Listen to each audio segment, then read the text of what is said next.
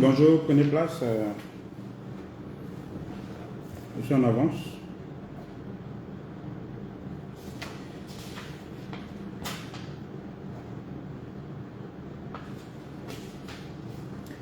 Aujourd'hui, je vais répondre à vos questions, aux différentes questions que vous allez poser.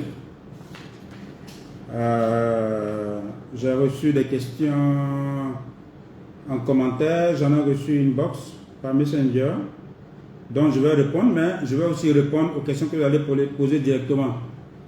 Voilà, donc accordez-moi juste 2 minutes, le temps que je puisse libérer un parapheur.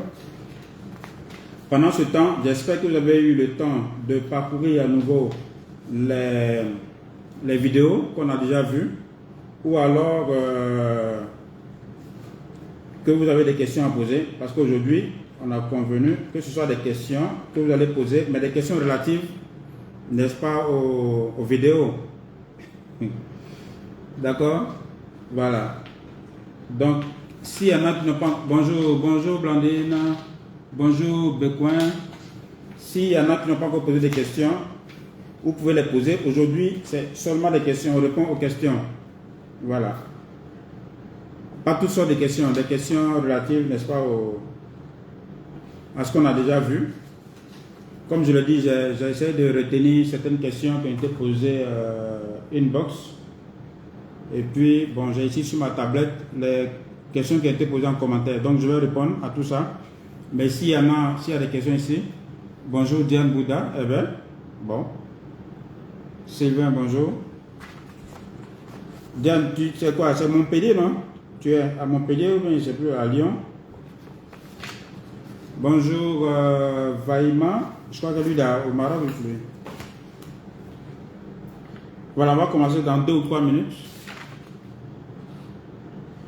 N'hésitez pas à poser des questions, s'il vous plaît.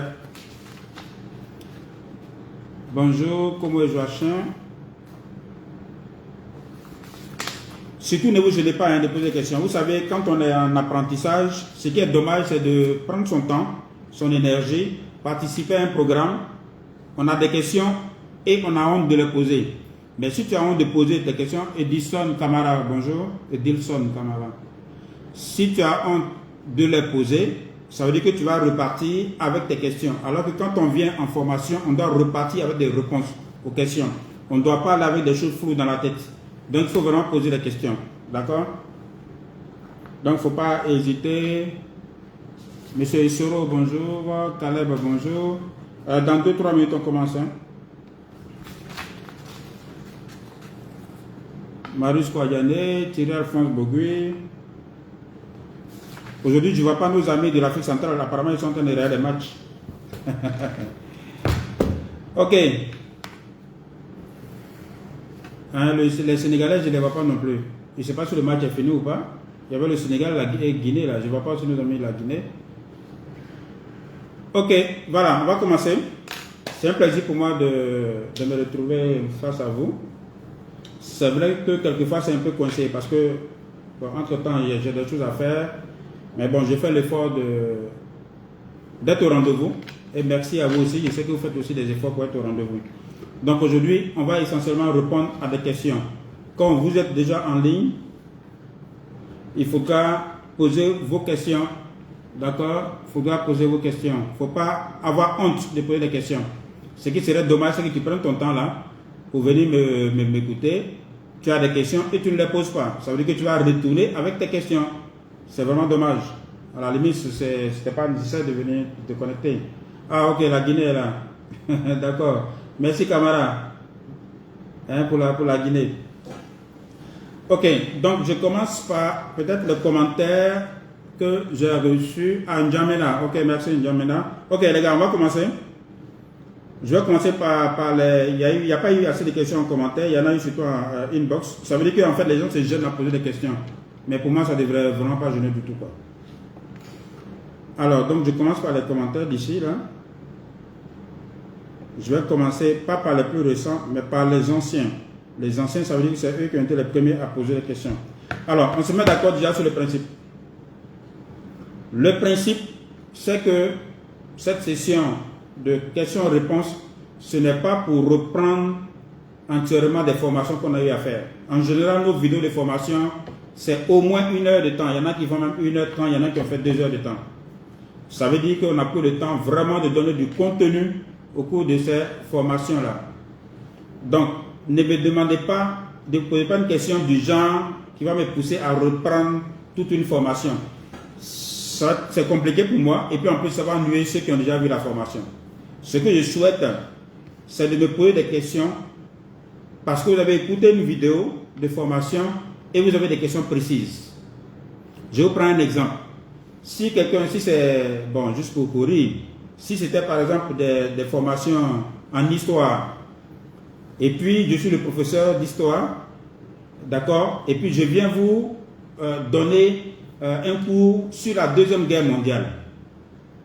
D'accord? Donc le pauvre professeur, il prend tout son temps, il développe comment ça a démarré, qu'est-ce qui s'est passé, Hitler, la coalition occidentale, ainsi de suite, Londres.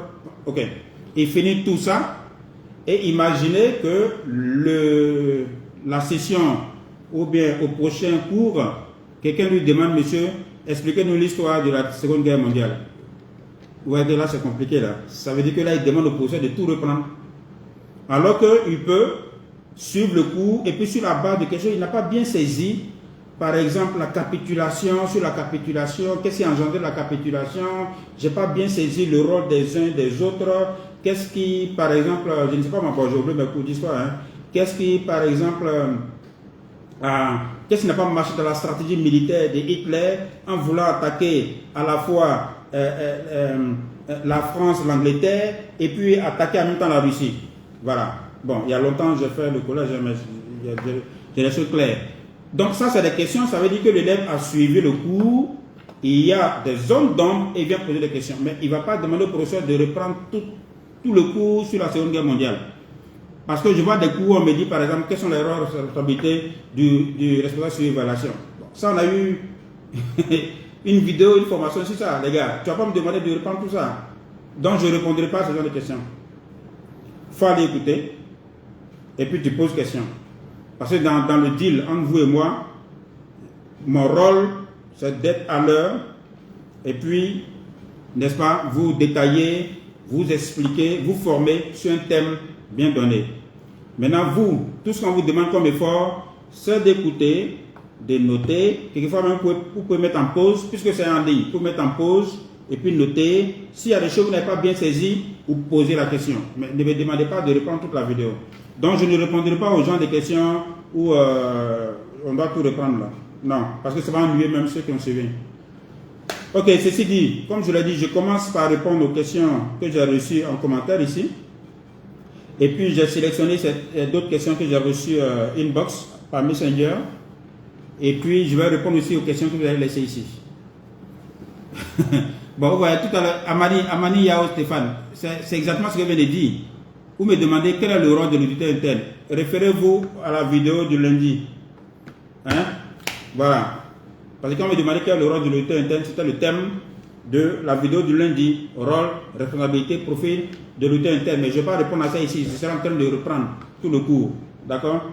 Donc, il faut aller écouter. Si vous avez des questions précises, vous les posez. Alors, l'une des questions que j'ai sélectionnées ici, c'était la question, je crois, d'un frère de la RDC. Alors, sa question, Faustin Tueleka, je ne sais pas s'il est en ligne, Faustin Tueleka de la RDC. Donc, sa question, il dit si une ONG, parce que je vous ai expliqué que tout ce que je suis en train d'enseigner par rapport aux projets de développement qui sont portés par les ministères, aussi par les collectivités, que sont les mairies, les conseils régionaux, les provinces, mais aussi les ONG. J'ai dit que ça peut être porté aussi par les ONG. Donc lui, sa question porte sur une ONG. Alors il dit, est-ce que si une ONG monte un projet et que l'ONG soumet donc le projet à un bailleur, si le bailleur doit financer, est-ce que le bailleur passe forcément par le gouvernement du pays? Ou bien le bailleur peut financer sans passer par le gouvernement? Donc sa question est simple. Hein? Une ONG a préparé son projet. Quand c'est une entreprise privée, la question ne se pose même pas. L'entreprise privée n'a pas besoin de passer par le gouvernement. Ça c'est évident, puisque c'est une initiative privée.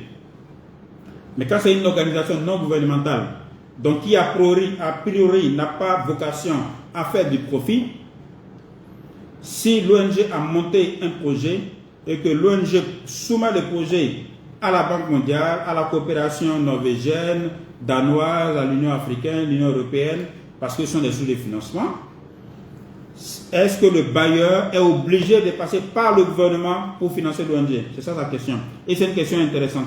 Donc merci Faustin, toi, le cas de la RDC, de la province du Kasaï. Alors il y a plusieurs cas de figure. Vous avez des bailleurs qui, pour vous dire la vérité, qui à la limite même ne s'intéressent même pas à nos gouvernements, qui privilégient d'ailleurs le travail directement avec la société civile. On peut dire que c'est dommage, mais en tout cas c'est leur choix. Peut-être que c'est conforme à leur mandat, mais vous avez des bailleurs qui ont financé des gros projets d'ONG sans même que ça peut être dans le domaine de la santé ou bien de l'éducation ou bien, je ne sais pas moi, de l'autonomisation des femmes, sans même que le ministère du gouvernement, en tout cas de l'État, en soit informé. Bon, ces bailleurs-là ont leur raison. Donc, il peut arriver, ça dépend du bailleur. Bonjour Gisèle Marie Esso, ministère de l'Hydraulique. Bonne année à toi aussi. Donc, il y a des bailleurs qui le font. Ils financent directement les ONG. D'ailleurs, il y en a, lorsque vous partez sur les sites, où vous allez voir des appels à projets. Donc, ils demandent et même ils sollicitent des projets auprès donc, des organisations de la société civile. Et il y a des templates, il y a des formulaires à remplir. Donc, vous les remplissez. À la limite, tout se fait vraiment en ligne. Après, ils commencent à discuter avec vous. Et puis, vous avez votre financement. Bien sûr.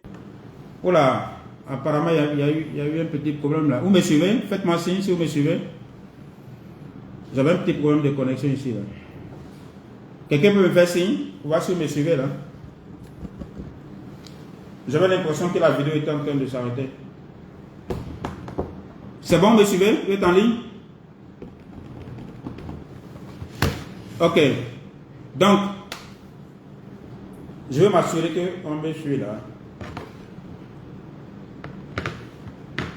Il y avait eu un petit souci là sur ma connexion. Mais ça date bon en principe. Alors, donc je disais qu'il peut arriver effectivement que des bailleurs financent.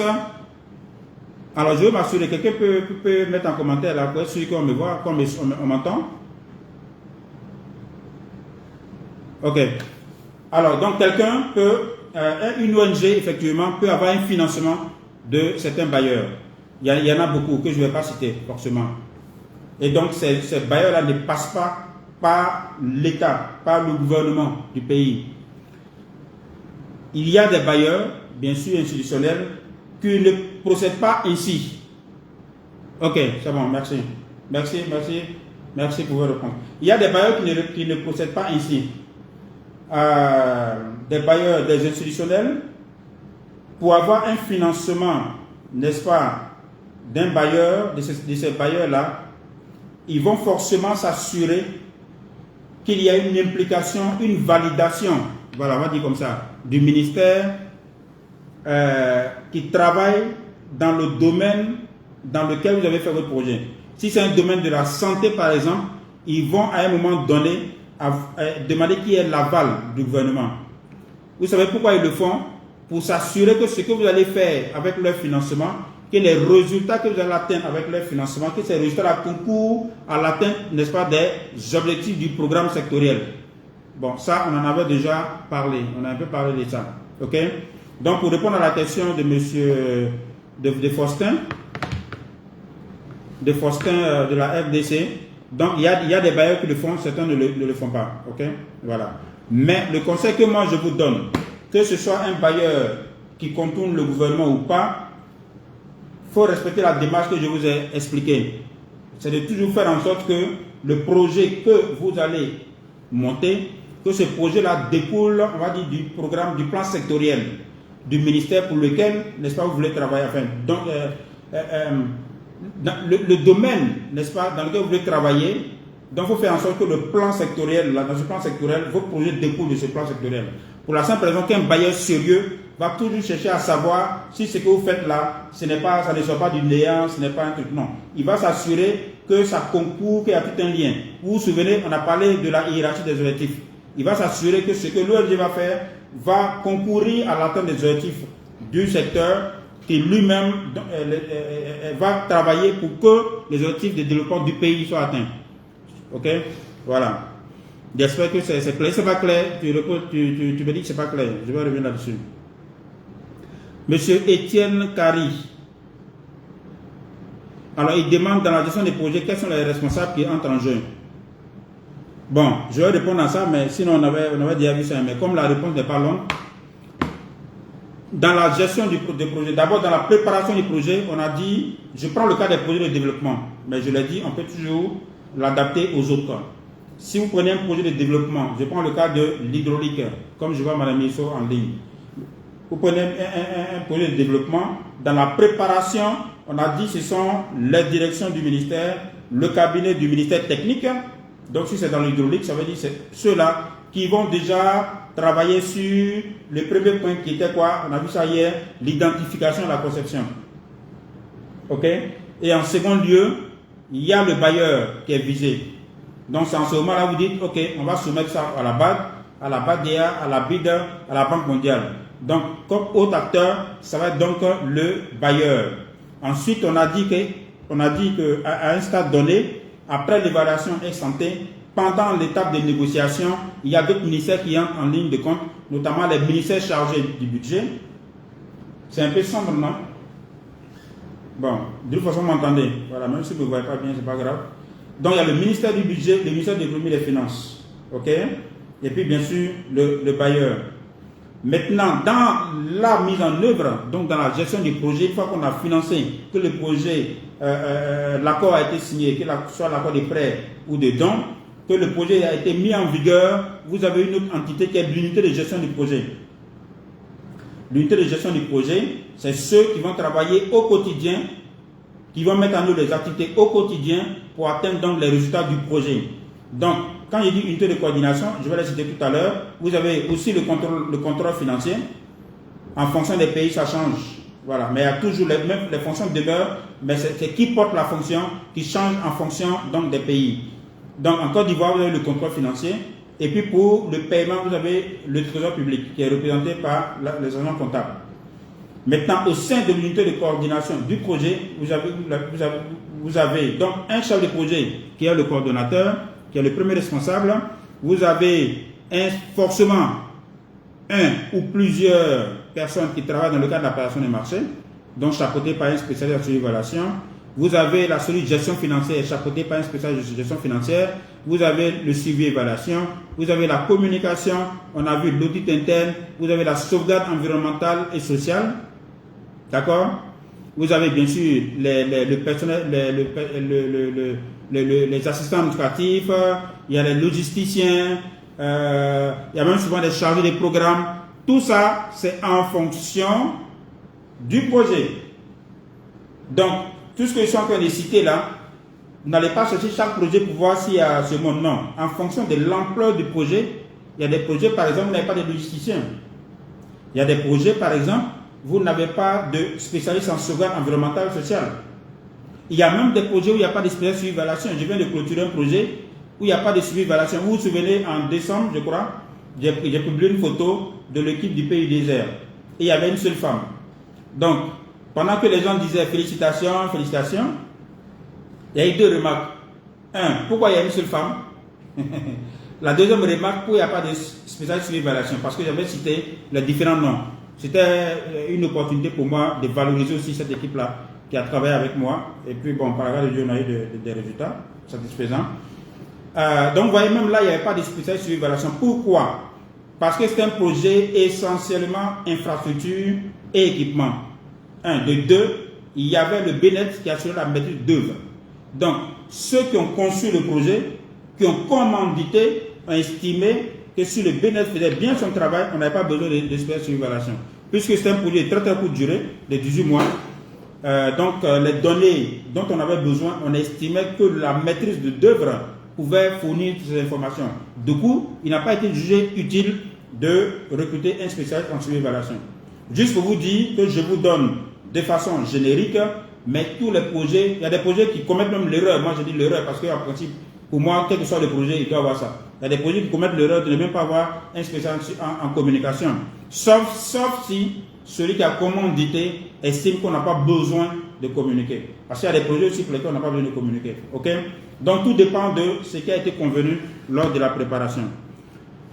Bien sûr, j'ai parlé aussi du contrôle financier et puis agent comptable. Mais c'est toute une équipe, hein.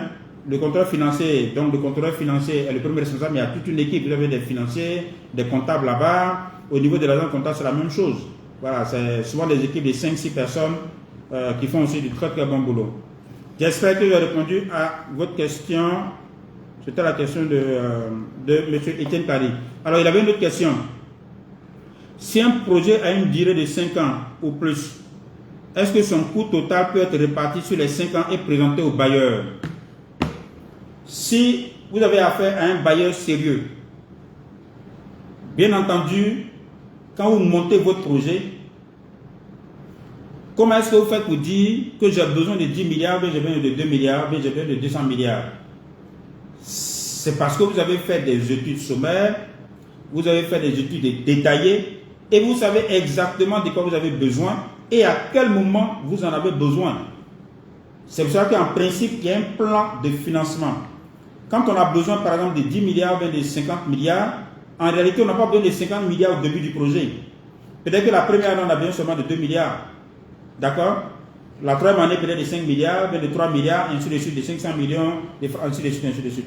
Donc, si vous faites bien votre planification, dès le début du projet, bien que ça reste sommaire, mais vous devez être capable de dire chaque année quel sera le besoin. Et là, on fait ça, on appelle ça le cost tab. Voilà, on appelle ça le cost tab. À la banque, sur les premières banques mondiales dans les années 2004-2008, c'était quasiment obligatoire. Mais bon, j'ai l'impression que de plus en plus, on ne parle plus trop du cost tab. Mais bon, on utilise d'autres instruments.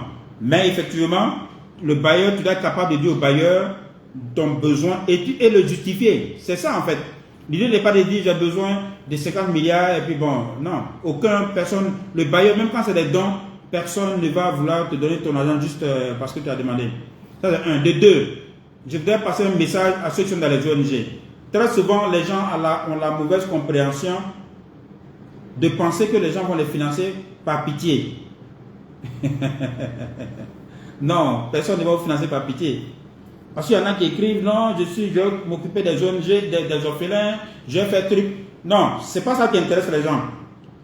D'accord? C'est de monter un bon dossier qui explique que le travail que tu vas faire va atteindre tel objectif, ça va concourir à l'atteinte de tel, ça va donner tel résultat qui va concourir à l'atteinte de tel objectif et puis proposer un mécanisme de gestion et tu dois pouvoir justifier chaque centime. Ce n'est pas parce que tu vas dire non, moi je vais m'occuper des orphelins, je vais m'occuper des veuves, que du coup ça va émouvoir les bailleurs. Ceux qui travaillent dans les structures de financement, là, ils n'ont pas de ces gens de sentiments, hein. C'est pas comme ça. Voilà, il y a des procédures, il faut les respecter. Il y a des étapes, il faut les respecter. C'est pas parce que tu vas dire non, moi je vais m'occuper des enfants de la rue, que du coup on va te donner 2 milliards. Non, c'est pas comme ça. Il faut faire comme je te l'ai dit là. D'accord? Voilà, comme ça fait sérieux. Donc, ne cherchez même pas à voir les gens par les sentiments. C'est la même chose pour les banques commerciales. C'est la même chose pour les individus. Tu ne vas pas aller voir un tonton pour dire non, il faut avoir pitié de moi. Non. Un jour, j'ai fait un truc sur le thème. Comment on peut appeler ce thème-là même? C'est-à-dire, comment obtenir de l'autre ce que tu veux. D'accord? Comment obtenir de quelqu'un ce que toi tu veux. Voilà, il y a toute une manière. Mais souvent, les gens pensent que c'est par pitié. Hein, non, il faut avoir pitié de moi. Non. Non, comprenez que l'homme là, que ce soit, quand il dit l'homme en tant que physique, mais aussi les institutions, c'est pour les intérêts. Quand tu vas avec quelqu'un, la personne doit comprendre quel intérêt elle a en retour. C'est-à-dire, tu dis à quelqu'un, ça c'est juste une parenthèse, hein. Tu dis à quelqu'un, j'ai besoin de ton argent, aide-moi. Avant de lui dire aide-moi, il faut l'amener à comprendre quel intérêt il a à t'aider. Parce que c'est un échange. L'intérêt là, ça peut être financier. Si tu me donnes ces 2 millions de francs CFA, voici le business que je suis en train de monter. Écoute, je vais te... Même quand ce sont vos parents, s'il vous plaît. Même quand ce sont vos parents, là aussi je m'adresse aux dames, même quand ce sont vos gars, vos copains, vos maris, il y a toute une approche. Il ne faut pas aller voir le gars qui dit j'ai besoin de 2 millions, j'ai besoin d'1 million, j'ai besoin de 5 millions. Et puis tu te dis non, bon, comme c'est mon gars, ou bien comme c'est mon mari, il est obligé. Il n'est pas obligé. Il faut l'amener, il faut lui donner l'énergie, la motivation nécessaire pour s'engager dans ton projet. Et la première chose, c'est de l'amener à comprendre ce qu'il va gagner dedans. Ok? Une fois que tu as ça, maintenant il peut lui-même décider, bon écoute, ok, bon, je vais te faire, ça va être un don, ou alors je vais financer, mais bon, tu me rembourses sans intérêt, ou alors au lieu de me rembourser en 2 ans, bon, tu vas me rembourser en 5 ans. C'est ça en fait. Mais vous voulez tout faire par sentiment, ça ne fonctionne pas. Hein? Dans le monde réel, là, ça ne fonctionne pas. Sauf les brouteurs qui ont plein d'argent, ou bien les vendeurs de drogue qui ont plein d'argent, ils ont de l'argent à gaspiller en fait. Donc ça ne doit pas rester sûr. Ou bien ils ne savent même pas où ils vont mettre, il y a besoin de beaucoup de liquidité. Mais quelqu'un qui souffre avoir son argent, il ne donne pas ça comme ça. Ok? C'est la même chose pour les bailleurs. Les bailleurs là, ils ont des mandats. Voilà. Et puis ils sont jugés. Vous devez comprendre que ceux qui sont sur le terrain, ils appellent ça le filtre. Ceux qui sont sur le terrain là, ils sont jugés. Eux aussi sont notés par leur siège en fonction du travail qu'ils ont à faire. Ok? Donc, quand vous devez avoir une approche, il faut avoir cette approche-là rigoureuse et de comprendre en quoi est-ce que ce que je propose permet à l'autre d'atteindre ses objectifs. Ok? Bon, j'ai fait une digression. Je ferme la parenthèse. Donc, M. Kari, oui, tu dois être capable de dire sur les 5 ans comment c'est réparti. Et la meilleure façon, c'est de faire une bonne planification. Parce que c'est quand vous faites la planification que par tâche et activité, on sait les postes de dépenses, les coûts, et donc après, ça facilite même ta planification. Mais il ne doit pas avoir un déphasage entre ton besoin, ton plan de décaissement, ou bien ton plan de financement annuel, et puis ton plan même d'action. Voilà. Ok?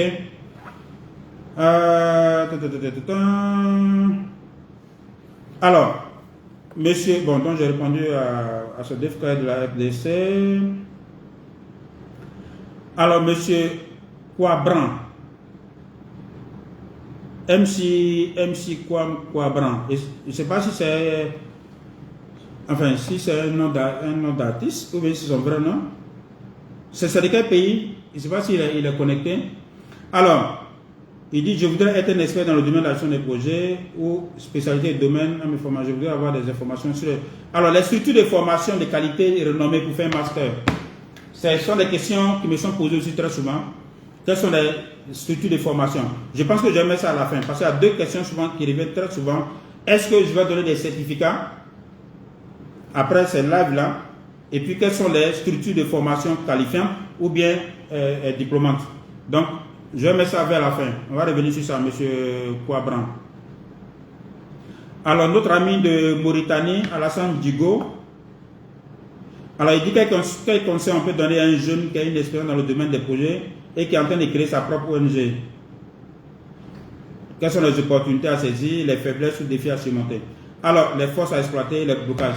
Il ne faut même pas vous compliquer la vie. Monsieur Alassane Digo, si vous êtes dans le domaine de l'agriculture, votre ONG va être... D'abord, il faut savoir dans quel domaine vous allez intervenir.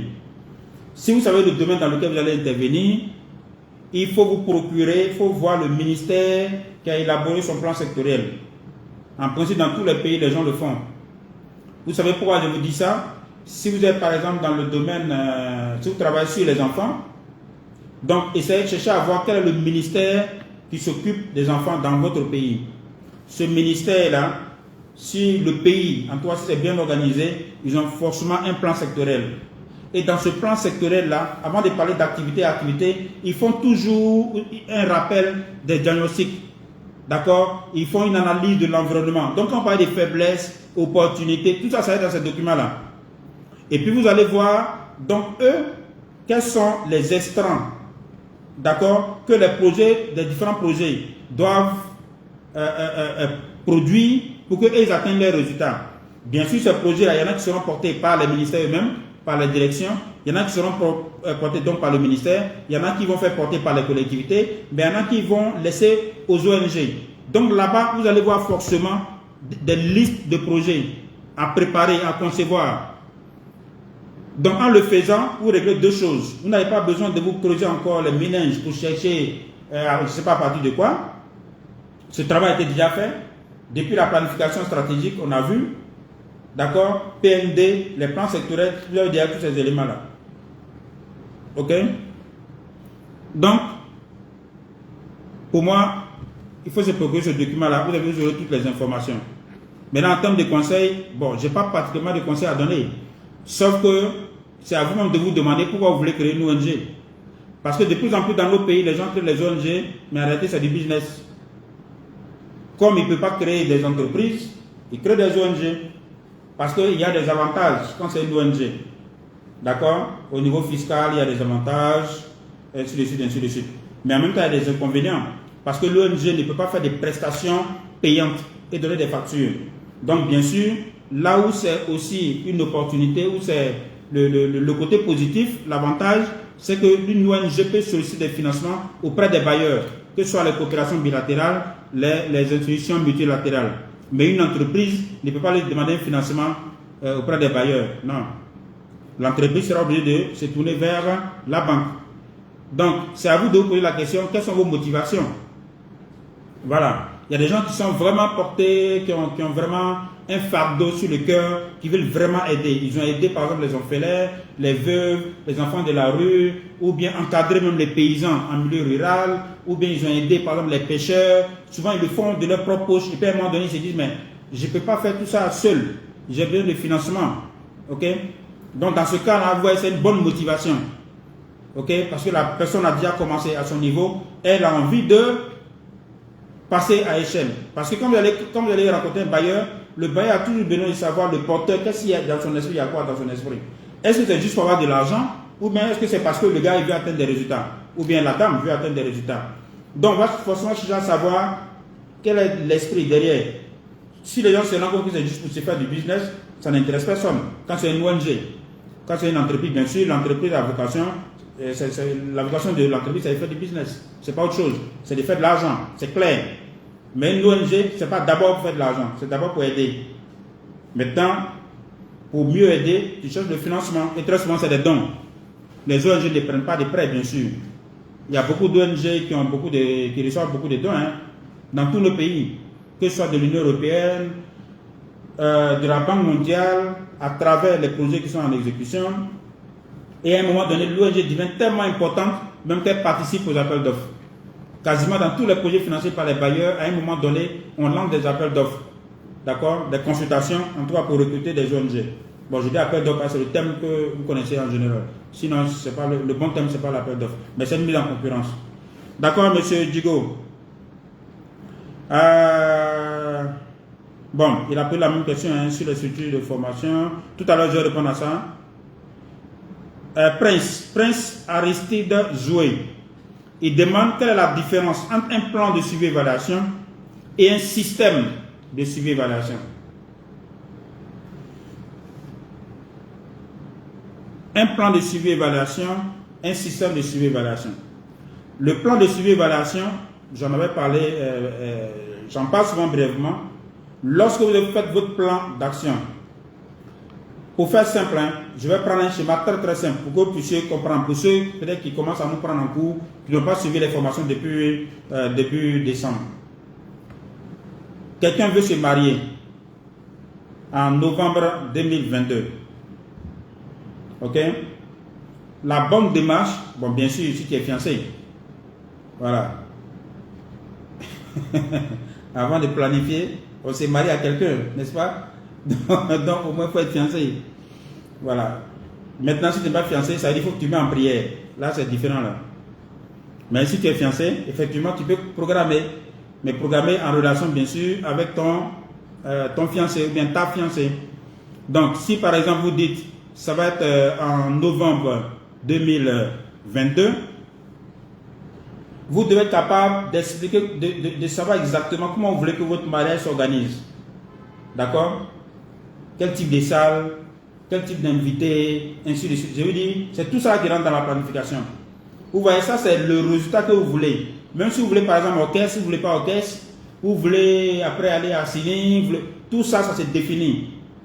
Une fois qu'on a le résultat qu'on cherche, Maintenant, on fait la planification pour dire quelles sont les actions qu'on doit commencer à mener à partir de maintenant pour que le résultat qu'on veut en novembre 2022, que ce résultat-là soit ce qu'on veut, ou sinon mieux. Donc, c'est ça le plan d'action.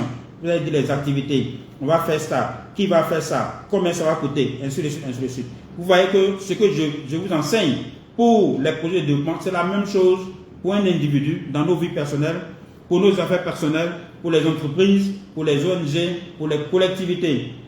Hein? C'est-à-dire les communes, les provinces et les conseils régionaux. Donc, j'ai toujours expliqué que lorsqu'on fait le plan d'action, que maintenant on doit faire le plan de suivi et évaluation. Pourquoi on fait un plan de suivi et évaluation? Dans tout plan, il y a d'abord des activités. Sinon, ce n'est plus un plan. Dans tout plan, il y a un responsable de mise en œuvre. Sinon, ce n'est plus un plan. D'accord? Dans tout plan, il y a des dates, des calendriers. Sinon, ce n'est plus un plan. Puisque le but du plan, c'est de s'assurer qu'on va atteindre le résultat à la fin. Donc, le plan de suivi et évaluation va tenir compte des indicateurs du projet. Parce que si un projet, par exemple, fait 5 ans, il y a des indicateurs à la fin du projet. Je prends l'exemple, si on dit on doit, par exemple, scolariser 10 000 filles, donc ça, c'est à la fin du projet. Mais chaque année, il y a des résultats qui sont attendus. Il y a des indicateurs qu'on doit atteindre pour chaque année. Donc, en fonction de l'indicateur et en fonction du plan qui a été élaboré, puisque dans le plan, on parle des activités, le spécialiste en suivi et évaluation va faire son plan de collecte, n'est-ce pas, des données, de traitement des données et de rapportage. Parce que lui, sa principale mission là, c'est de faire en sorte qu'on ait quelque chose qui nous dise est-ce qu'on est en train d'atteindre les résultats. Voilà. S'il y a une seule chose à retenir de la fonction de suivi et évaluation, c'est ça. Est-ce qu'il y a quelque chose, est-ce qu'on est en train d'atteindre les résultats, est-ce qu'il y a des difficultés, quelles sont les solutions, ainsi de suite, ainsi de suite. Et faire en sorte que cela soit diffusé auprès des parties concernées. À partir d'un rapport. Donc là-bas, il va dire, on saura exactement à quel moment on va faire les collectes, qui va faire les collectes, qui va faire le traitement, et puis est-ce que mensuellement on aura des fiches de résultats, et puis à quel moment on commence à collecter, par exemple, pour faire le rapport trimestriel, ainsi de suite. Donc c'est ça le plan de suivi et évaluation. Donc, le système maintenant lui-même, le dispositif là, c'est de dire de quoi on a besoin en termes de ressources humaines, en termes d'équipement, soft et hard. Qu'est-ce qu'il nous faut comme appareil, comme usine, comme dispositif pour assurer le suivi et évaluation? Par exemple, il y a des projets où vous avez 1 ou 2 suivi et évaluation, vous avez des assistants suivi et évaluation, vous avez des chargés des bases de données, ainsi de suite, ainsi de suite. Par contre, il y a des projets, il y a une seule personne qui fait le suivi et évaluation. À côté de ça, on doit savoir quels sont les logiciels, les outils informatiques que vous utilisez, ou bien les matrices que vous utilisez. Donc c'est tout ça qui va constituer le système de suivi et évaluation.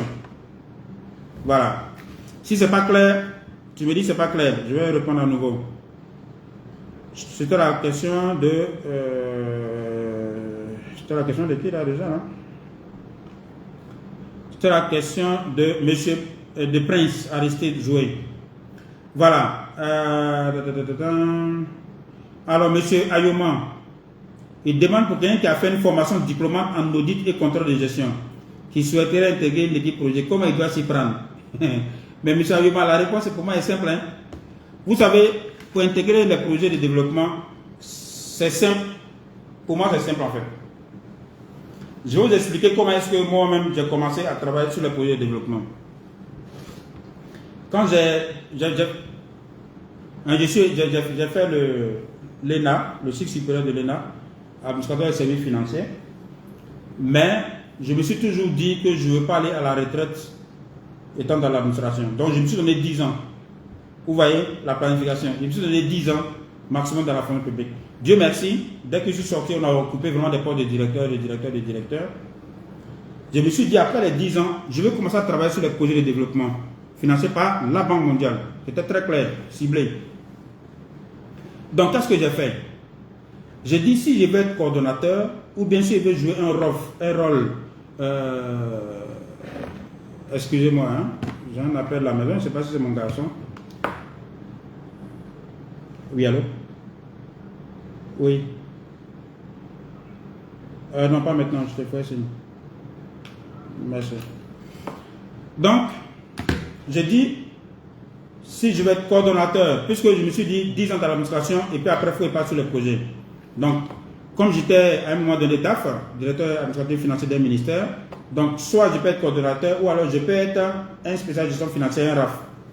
Donc, ce que j'ai fait, j'ai pris des publications dans le journal de grand tirage en Côte d'Ivoire, c'est Fraternité Matin.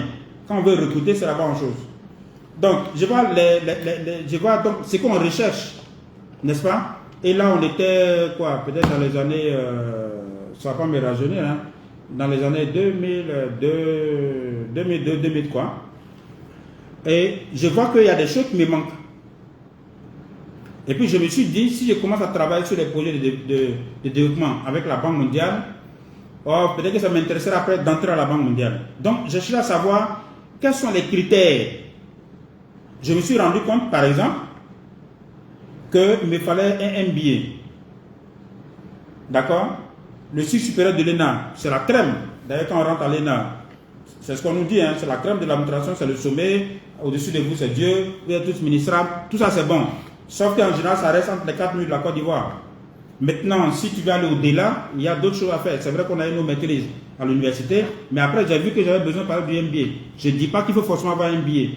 Je dis pas de mon expérience personnelle. Donc, du coup, je suis allé faire un MBA avec Paris Dauphine. Et puis, j'ai vu qu'il fallait avoir une certaine expérience dans tel domaine. Je suis allé me former. J'ai même fait des formations en préparation des marchés, des projets, formation qualifiante en gestion financière des projets. Vous comprenez? Donc, je vais dire, pour répondre simplement à la question du monsieur, vous avez fait une formation audit contrôle de gestion. Vous voulez être auditeur interne d'un projet. Mais demandez-vous qu'est-ce qu'il faut pour être auditeur interne d'un projet. Vous allez voir, on publie. C'est des choses qu'on publie. Donc, si on dit par exemple, il faut tant, que vous n'avez pas, ben, il faut aller chercher ce que vous n'avez pas pour compléter. D'accord? Si par exemple, là, vous dites, vous avez un diplôme, si on demande 2 ou 3 ans d'expérience, mais ça ne vous coûte rien de chercher à faire un stage pour avoir une expérience, parce qu'on n'est pas avec l'expérience, pour avoir l'expérience. Une fois que vous avez l'expérience, vous allez voir que si vous commencez à faire un stage dans une structure, je l'ai toujours dit, si vous faites bien le travail, vous devenez incontournable et les gens, ça ne les arrange pas même de vous laisser partir. C'est eux-mêmes qui vont tout faire après pour vous faire des contrats. Et après, quand ils vont lancer un poste quelque part, ben vous postulez. Donc, c'est vraiment ça la démarche. Si quelqu'un vient vous dire, écoutez, vous êtes sorti de l'école, tout de suite pour être un auditeur interne d'un grand projet financé par l'AFD, par la Banque mondiale, par la BAD, la BID, il est en train de vous mentir. Moi, je ne suis pas là pour vous, voilà, je vous dis la réalité. D'accord? Donc, c'est déjà très bien d'avoir le diplôme. Donc, en fonction, d'ailleurs, je l'ai dit la dernière fois, hein, le lundi dernier, c'est le lundi, on n'a pas l'auditeur interne. Mais l'auditeur interne, et tu as de voir la vidéo, j'ai parlé même du profil, n'est-ce pas? Et puis, en fonction de ça, si vous estimez qu'il y a des choses qui vous manquent, vous cherchez à les acquérir. Si c'est l'expérience, vous pouvez commencer par le stage. Mais, pour ceux qui sont, par exemple, déjà fonctionnaires, ou bien qui sont dans les entreprises privées, le meilleur moyen, c'est même pas de chercher à démissionner. Il ne faut jamais être des kamikazes.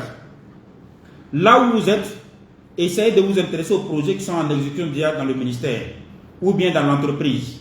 Et à un moment donné, vous cherchez à voir comment est-ce qu'on peut vous affecter là-bas. Ou alors vous amener à travailler avec eux. Ce serait bon pour votre CV. Donc, on va forcément capitaliser ça comme une expérience. Et puis après, vous postulez une fois à un appel à candidature sous-estimé que vous avez les qualités requises et puis l'expérience. Voilà, je ne dis pas de faire de la sorcellerie. Les gens, il y a des gens, on cherche un ingénieur agronome et le gars, il est chauffeur, il va déposer quand même. Il dit non, Dieu va faire. Non, Dieu c'est pas un féticheur. Hein. Donc, il faut vous donner les armes. Une fois que vous avez les armes, vous postulez. Maintenant, comment postuler, comment faire en sorte, j'ai prévu le 25 février, c'est ça, hein, 25 février, il y a un webinaire à 16h sur ça, sur comment donc obtenir son emploi de rêve. Il y a toute une démarche à faire, donc je ne vais pas m'attarder là-dessus. Donc, j'espère avoir répondu à la question de M. Ayoma. Alors, monsieur Hassani, bon, lui, pour les certificats, comme je l'ai dit tout à l'heure, je vais répondre à ça. Alors, donc j'ai fini avec ceux qui avaient laissé les commentaires. Tout à l'heure, je vais répondre aussi à... Tout à l'heure, je vais répondre à vos différentes questions.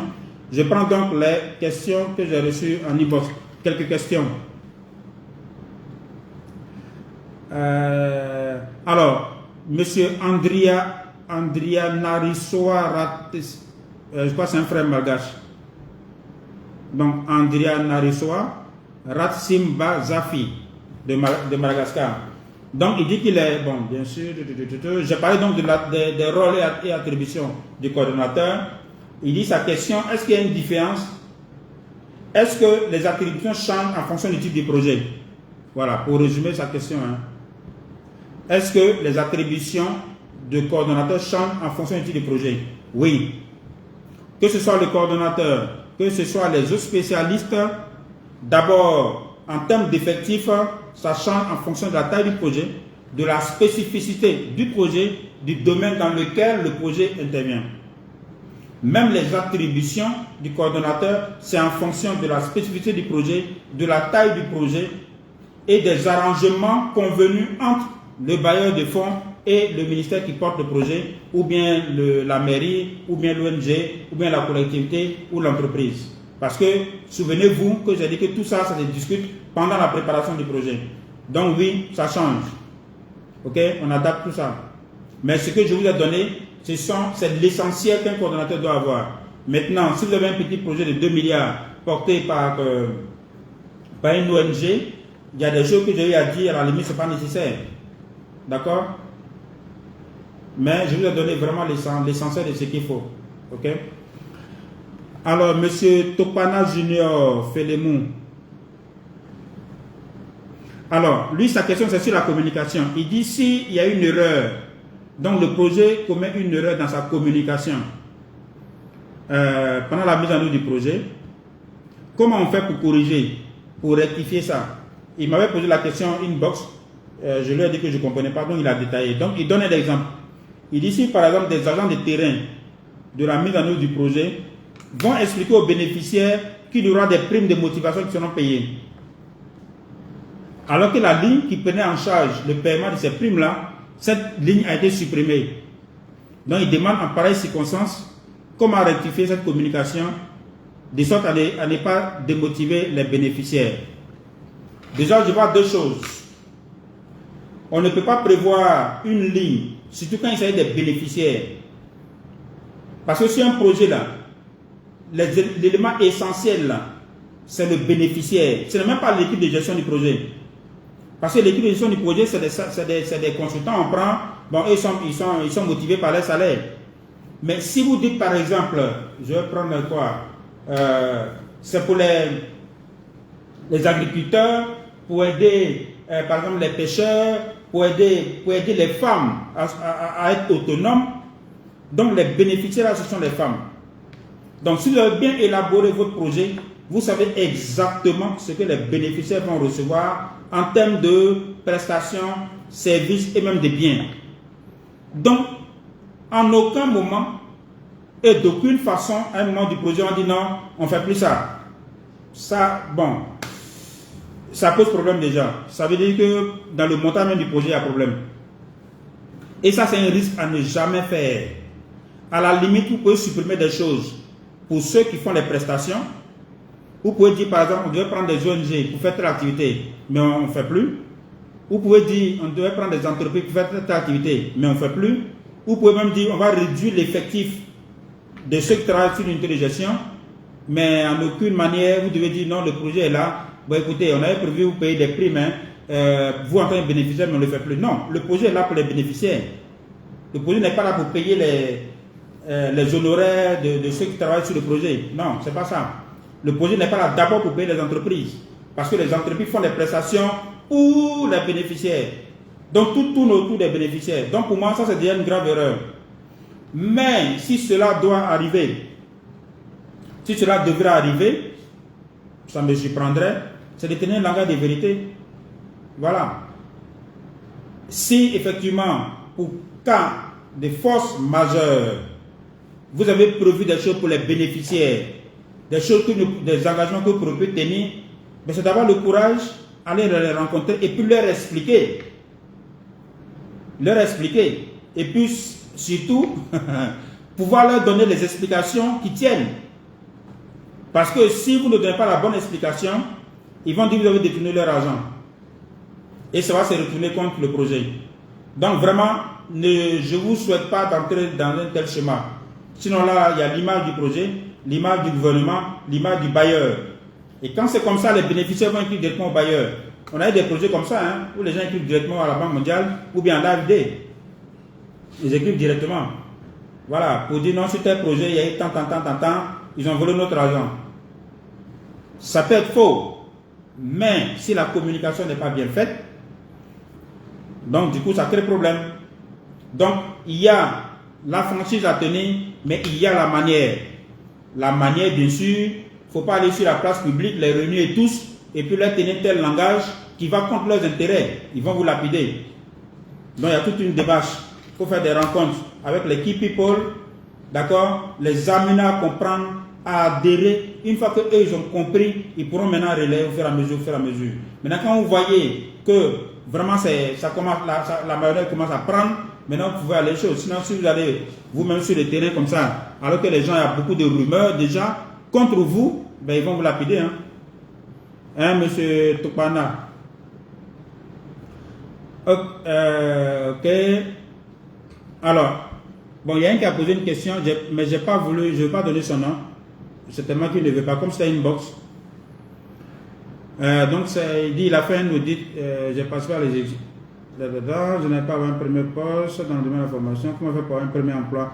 Alors, donc, j'ai pris, il y a beaucoup de questions que j'ai pas voulu, que j'ai pas tenu compte ici, dans le cas de choses, mais lui, j'ai retenu ça parce que il dit, il a fait une formation, il a fait une formation en comptabilité et audit.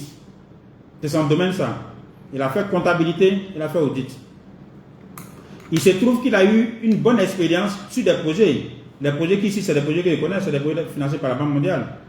Hein, le PAPC, le PAPS c'était avant sur le PIAB, PSCL, ça c'était service civique, parce que pas financé par la Banque mondiale, mais je connais. Et puis, maintenant, il est sur MCA. MCA, c'est financé par les Américains. Donc, il est sur des bons projets. Malheureusement pour lui, le travail qu'il fait n'est pas conforme à sa formation. Voilà. Donc, je ne vais pas entrer dans certains détails, parce que je suppose qu'il n'a pas envie qu'on sache que c'est lui. Donc, le boulot qu'il fait n'est pas conforme à son domaine d'expertise. Donc, il demande qu'est-ce qu'il faut faire. J'ai retenu sa question pour prendre appui sur la question, pour vous donner mon avis sur certaines choses. Vous savez, je connais au moins 2 ou 3 personnes qui ont une maîtrise en droit. Ah, d'ailleurs, ce matin, j'étais dans un service. Bon, bref, sinon la personne va se reconnaître. Donc, maîtrise en droit. Et bizarrement, les 3, c'est des femmes. Maîtrise en droit. Et puis, la personne se retrouve être secrétaire. D'accord? Mais la personne, elle a maîtrise en droit. Elles ont maîtrise en droit. Mais elle se retrouve faire autre travail qui n'a rien à voir avec ce qu'elle a appris à l'école. Mais quelques années plus tard, ça crée de la frustration. Un peu comme ce monsieur. Tu te rends compte que c'est vrai que je travaille, mais je ne m'épanouis pas parce que ce n'est pas conforme à mes ambitions, ce n'est pas conforme à ce que j'ai appris à l'école.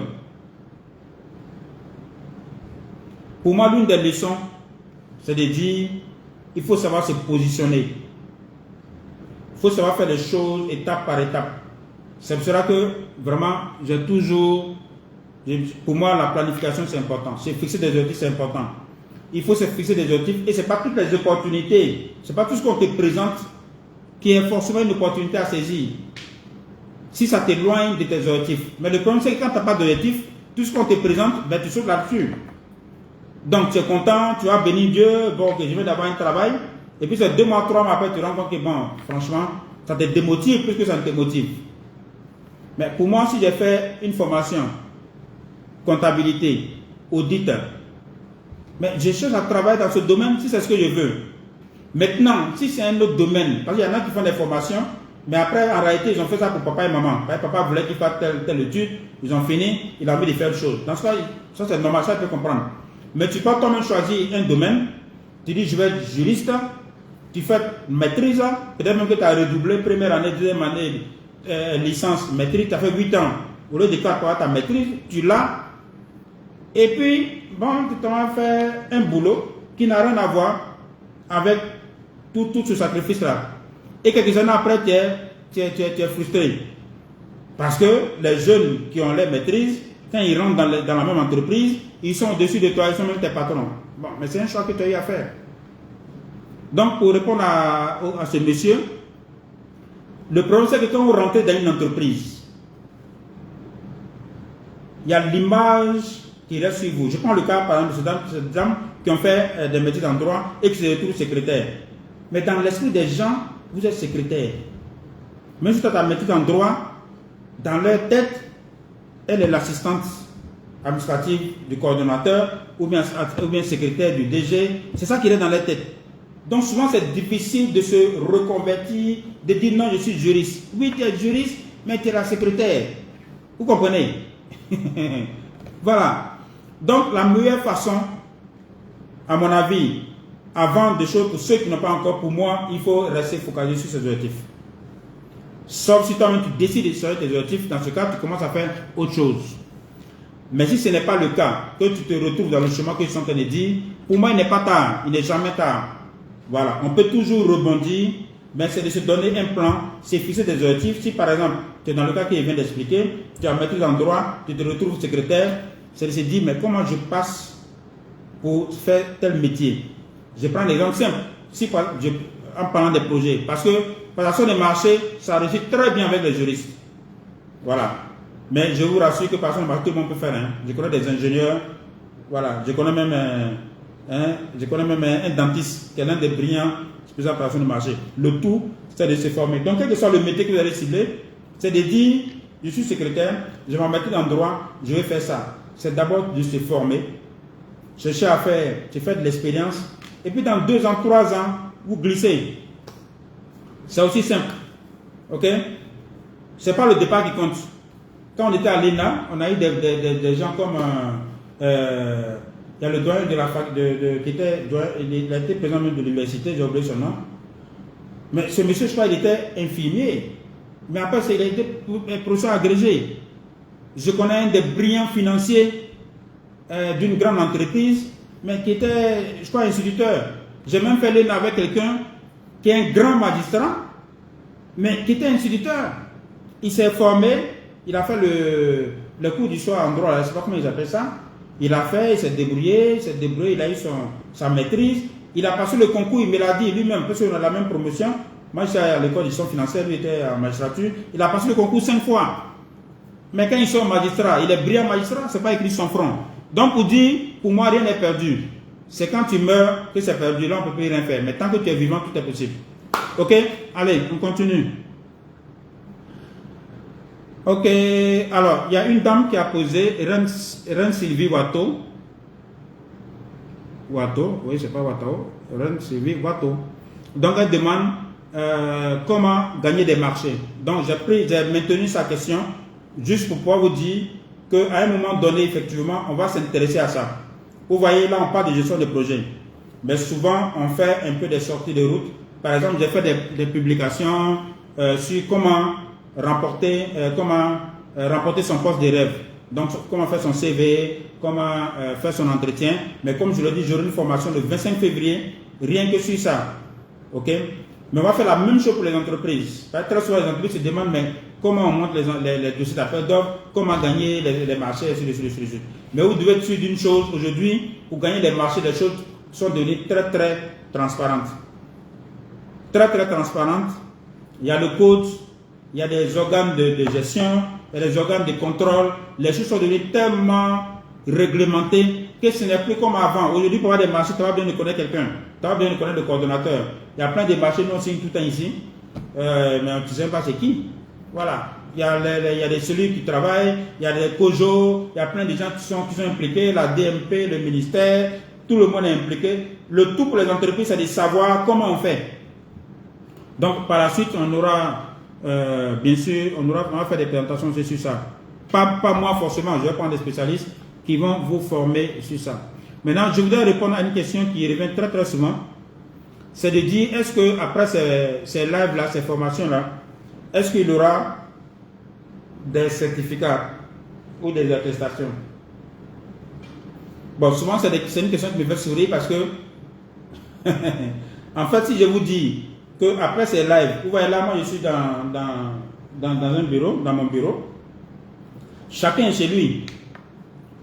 Je vois le nom de Sylvain Adjei, je vois Kindra. Bon, par exemple, Kindra, je ne sais pas dans quel pays, je ne sais pas ce que la personne est en train de faire actuellement. Je n'ai aucune assurance que la personne a compris le message. Je n'ai aucune assurance que la personne a compris l'enseignement.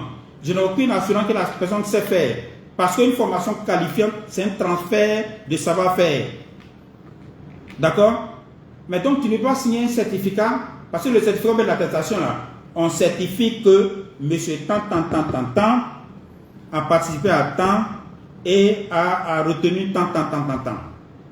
Et puis, toi, le formateur, tu signes, le cabinet signe. Mais avant de faire ça, on s'assure que la personne a compris.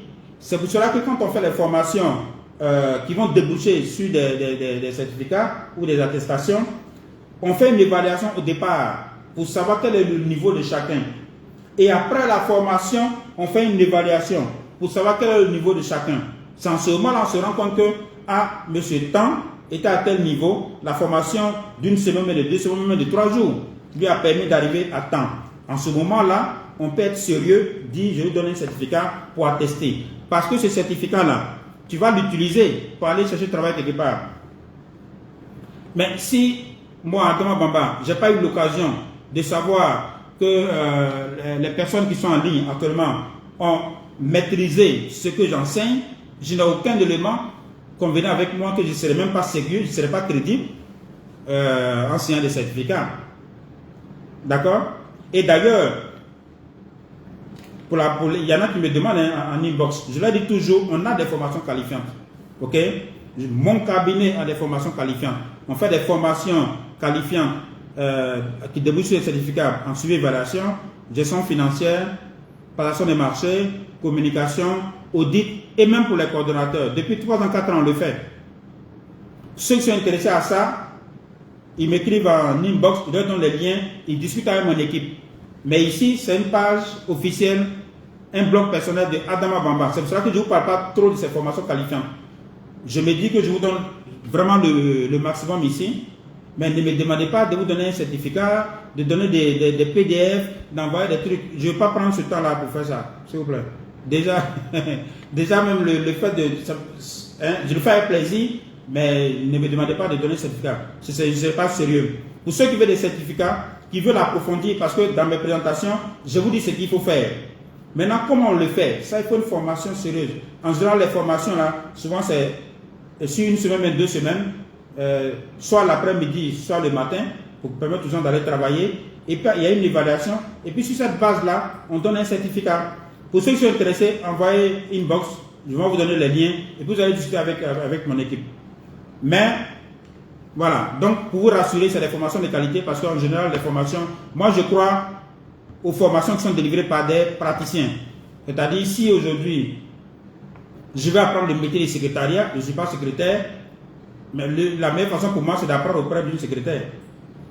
D'accord? Voilà. Pour moi, c'est pour cela que, avec le cabinet CTMA, ceux qui forment, ils sont tous en activité. C'est les gens qui sont en activité, pas moins de 10 ans d'expérience, parce que pour moi, 1 an, 2 ans, ça ne suffit pas. Pour acquérir l'expérience, il faut mettre en œuvre ce qu'on a appris à l'école. On tombe, on se relève, on tombe, on se relève, donc on sait la réalité. Donc du coup, quand tu enseignes, tu peux dire aux gens, ça là, on dit ça à l'école, mais c'est pas, voilà comment il faut l'adapter. Donc, je répondais à ces 2 points. Le certificat, ici là, je n'ai pas donné le certificat parce que ce ne serait pas sérieux de ma part. Ok? Je crois que c'est ça. Hein? Voilà. Alors, je vais répondre maintenant à ceux qui ont laissé des questions ici, s'il y en a. S'il y en a, je vais répondre.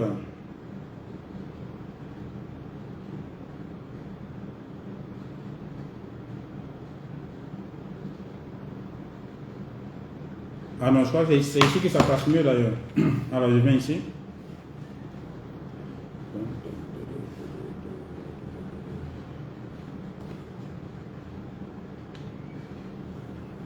Alors à partir de pas la semaine prochaine, à partir de l'autre semaine, je vais commencer à faire venir les spécialistes des différents domaines. Et puis le vendredi prochain, il y a un thème que je trouve intéressant. Si ça vous intéresse, on pourra l'aborder. C'est la gestion du temps de travail. Comment gérer son temps de travail. Quelqu'un m'a posé une question. Bon, il a avoué qu'il a vraiment de sérieux problèmes. Donc je me suis dit, on peut faire un truc sur ça. La gestion du temps de travail. Bon, attendez que je vois donc les différents commentaires. Voilà. Je vais prendre... Alors, Emma, merci. Bonjour de Laval. Bonjour, Québécois. Ah, ok, Topana. Donc, il était en ligne alors. Voilà, Gisèle fait une contribution, hein, Gisèle Angua. Elle dit on peut se faire remarquer aussi en prenant des initiatives et en faisant des propositions pertinentes de résolution des problèmes dans le domaine de compétences pour se faire connaître.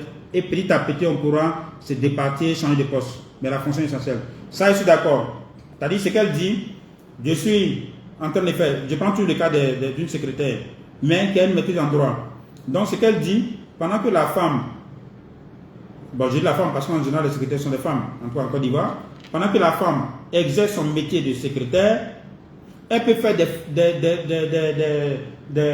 des propositions pertinentes dans d'autres domaines. Et au fur et à mesure, ça va attirer l'attention des gens pour dire, mais celle-là fait toujours des bonnes remarques. Sans seulement on va s'intéresser à elle. Pour dire, mais vous avez quel niveau? Parce que quelquefois, il m'arrive moi-même de dire à la personne, mais tu as quel niveau? Parce que ton niveau d'expression, tes idées, sans seulement te rendre compte que la personne a un bac plus 2, bac plus 3, bac plus 4, mais qui n'a rien à voir avec son domaine. Et du coup, tu es intéressé toi-même, effectivement, à aider cette personne-là à changer. Pourquoi? Parce que tu te dis que je vais tirer le meilleur de la personne. Donc, je suis d'accord avec Gisèle Angua. Effectivement, partout où vous êtes, faites-vous remarquer positivement. S'il vous plaît, même pour évoluer dans son travail, personne ne va vous faire évoluer par pitié. Ça n'hésitez pas. Ça n'hésitez pas. Dans une entreprise, dans une administration, dans une ONG, c'est vrai que quelquefois on fait du copinage à certains niveaux, mais la plupart du temps, les gens ont besoin des gens qui vont les aider à atteindre leurs objectifs et à gagner de l'argent quand c'est les entreprises privées. Quand c'est sur les projets, quand c'est dans les entreprises, quand c'est dans les administrations, et on a toujours besoin de gens pour aider à atteindre des résultats. Donc, quelqu'un qui se rend compte qu'une dame est assistante administrative, mais elle a du contenu, mais elle peut nous aider à tel niveau, mais très rapidement, ils vont tout changer. Donc, au-delà de ce cas précis, quel que soit le niveau où vous êtes, cherchez à donner le meilleur de vous-même. N'entrez pas dans une entreprise, ne soyez pas dans des entreprises en train de réclamer des avantages. Je veux ceci, je veux cela, je veux ceci. Mais avant de réclamer, il faut te montrer incontournable. Parce qu'en réalité, si tu n'es pas incontournable, ça veut dire qu'on peut se défaire de toi. Tu peux partir, on s'en fout à la limite. On ne cherchera jamais à te retenir. On ne cherchera pas à te donner ce que tu réclames.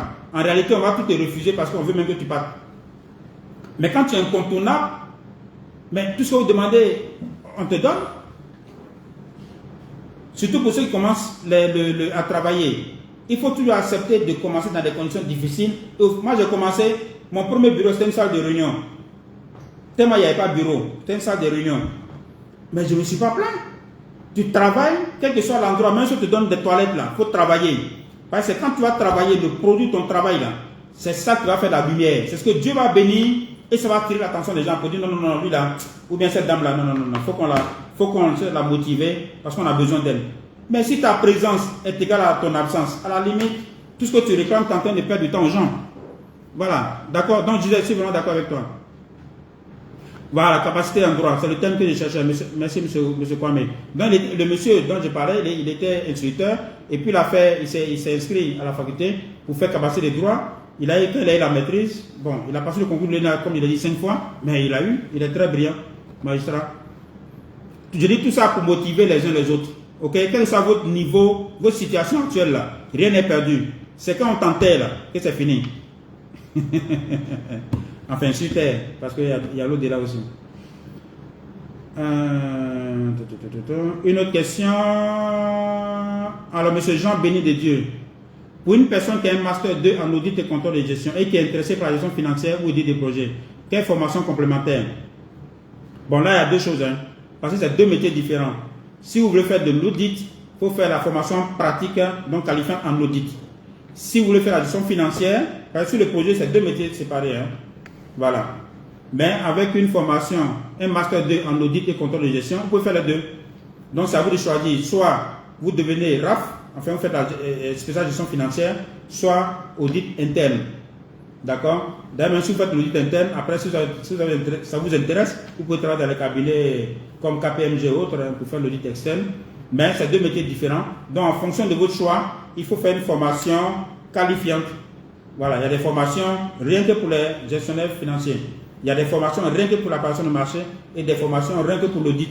Des formations aussi pour les coordonnateurs. D'accord? Je voudrais savoir, Jean-Benjamin Ngoloté. Je voudrais savoir quand un bailleur commandite un audit, l'auditeur a-t-il le droit de partager le rapport d'audit avec le bailleur pour demander son input avant de transmettre à l'audité pour validation scientifique? Non, non, non, non, non, non, non.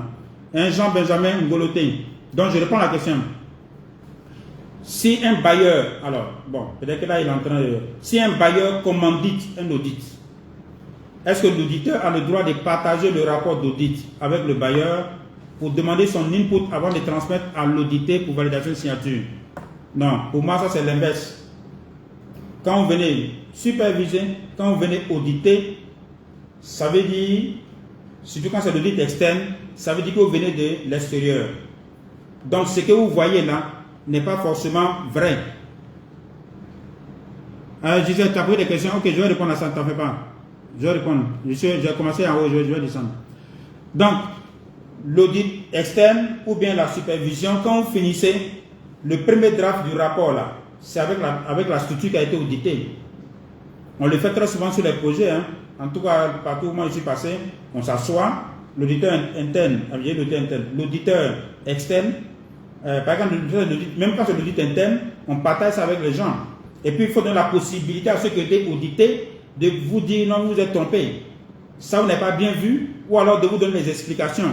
Maintenant, vous avez, quand c'est l'audit externe par exemple, ils sont vraiment très très indépendants. Vous avez le choix de conserver ça ou pas, mais il faut que dans le rapport, on dise que l'audité a fait telle remarque. Mais tu ne peux pas finir ton truc et puis tu balances au bailleur et puis chose. Non, ça c'est pas... Ah non, ça faut même pas... Non, faut éviter ça. Non, on ne fait pas ça comme ça. Voilà. En principe, même si le bailleur lui-même est sérieux, il va demander est-ce que la structure auditée là a fait ses inputs. Ce n'est pas au bailleur de faire ses inputs. Si j'ai été audité, c'est moi qui dois faire mes inputs. Maintenant, tu es libre d'en tenir compte ou pas. Et puis c'est après ça maintenant que tu envoies au bailleur. Même quand ça va au bailleur, on peut toujours discuter les points. D'accord?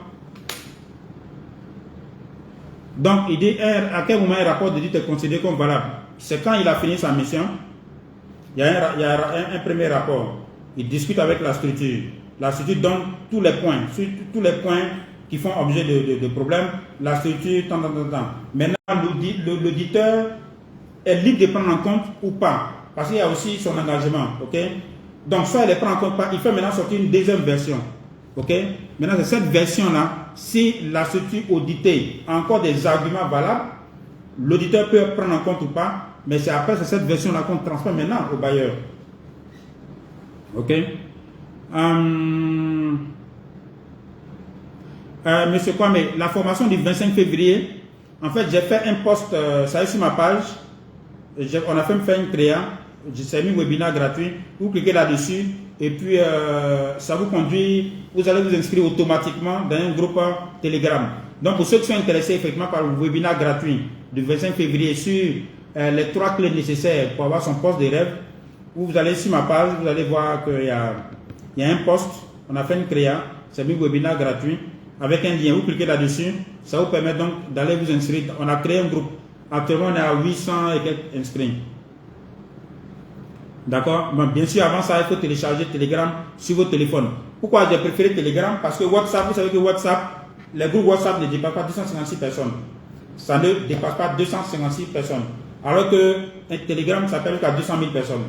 Donc vous voyez, si j'avais mis sur WhatsApp, déjà on est à 800 et quelques. Bon, ça c'était hier, je n'ai pas vu aujourd'hui. On est déjà à 800 et quelques inscrits. Et ça, c'est sans ceux qui avaient rempli des formulaires sur Facebook. Il y a environ 200. Mais qu'on va ramener de l'autre côté. Donc on est pratiquement à 1000. C'est pour ça que j'ai préféré Telegram. Ok, les Comores étaient présents. Merci. Yarserdine.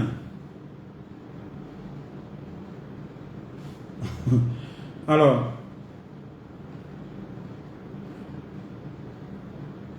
monsieur Kwame, donc il demande quelle est la différence entre le cadre des résultats et le cadre logique. Rapidement, le cadre logique, comme on l'a vu, c'est un cadre, c'est une matrice qui vous permet d'avoir une idée précise des différents objectifs, n'est-ce pas, du projet. En tout cas, les objectifs auxquels le projet concourt à l'atteinte. Donc, on a vu intrant, extrant, n'est-ce pas, objectif, but, finalité. Avec donc les indicateurs à chaque niveau, les conditions de réalisation et puis comment on vérifie. Ça, c'est le cadre, ça, c'est le cadre logique. Pourquoi on dit logique? Parce qu'en réalité, il y a l'un qui contribue à l'autre, ainsi de suite, ainsi de suite. On a vu aussi qu'il y a la logique verticale et la logique horizontale. Il y a toute une vidéo sur ça, sur le cadre logique. D'ailleurs, il y a une vidéo sur le cadre logique. Maintenant, le cadre de résultat, c'est un tableau simplement avec les indicateurs pour dire voici ce sur quoi on va évaluer la performance du projet. Donc, vous avez la définition, vous avez les indicateurs, la définition, qui va collecter, à quel moment on va collecter, quels sont les supports de vérification, quelles sont les périodicités de choses. Parce que c'est ce cadre-là qu'on va utiliser maintenant pour faire le suivi des indicateurs. Ok? Si vous participez à la formation qu'on va organiser en suivi et évaluation, je crois au mois de mars, il y a eu d'ailleurs une publication que j'ai partagée. Donc là-bas, vous aurez vraiment dans les détails, avec l'un des meilleurs formateurs en suivi et évaluation, parce que c'est l'un des brillants spécialistes en suivi et évaluation, en tout cas en Côte d'Ivoire. Voilà, monsieur Kwame. Bon, monsieur Aboulay, il dit sa connexion. C'est pas grave, mais ça reste en ligne. Hein. Les vidéos restent en ligne. Si vous avez remarqué, les vidéos restent en ligne. Je n'ai jamais supprimé en fait les vidéos. Voilà. Comme Mark Zuckerberg nous fait l'amitié de ne rien payer pour ça, bon, je ne sais pas pourquoi supprimer les vidéos. Donc les vidéos sont là, vous pouvez tous les suivre. Il y en a qui m'ont demandé de mettre ça sur YouTube. Donc nous sommes en train de voir avec mon équipe comment mettre sur YouTube. Mais bon, franchement, en faisant ça, je ne voulais vraiment pas me mettre de stress, de pression. Je voulais prendre plaisir. Je prends plaisir avec vous. Bon, mais il y en a qui disent si on ne met pas sur YouTube et ne peut pas avoir. Donc j'ai dit à mon équipe, ils vont s'occuper de ça. Moi, ce qui me plaît, c'est de m'asseoir devant vous, échanger avec vous. Et puis après, je me rends compte que bon, j'ai apporté des choses aux gens. Surtout quand je reçois des messages de remerciements, de félicitations. Vraiment, je comprends mieux. Ça m'aide dans mon travail. Vous pouvez pas savoir le plaisir que ça me fait. D'accord? Donc, on va bientôt mettre sur YouTube, mais on n'est pas pressé. L'idée pour nous, ce n'est pas de monétiser quoi que ce soit. Parce que vraiment, si il veut avoir l'argent là, c'est pas, c'est pas monétiser page quoi. Hein? D'accord? D'accord. Bon, donc il y a Nicole Alioli, donc qui convient avec moi. Elle dit que vous avez parfaitement raison. Il faut monter un dossier bien solide et convaincant et surtout demander un prêt aux besoins et non un don pour faire plus sérieux. Non, par contre, les ONG peuvent demander des dons, hein. Madame Nicole Alioli. Non, d'ailleurs, les ONG, il ne faut jamais chercher prêt. C'est donc qu'il faut chercher. Souvent, je m'amuse à dire aux gens, et c'est la réalité, il y a beaucoup de petits fonds qui se baladent. 500 millions, 1 milliard, 2 milliards.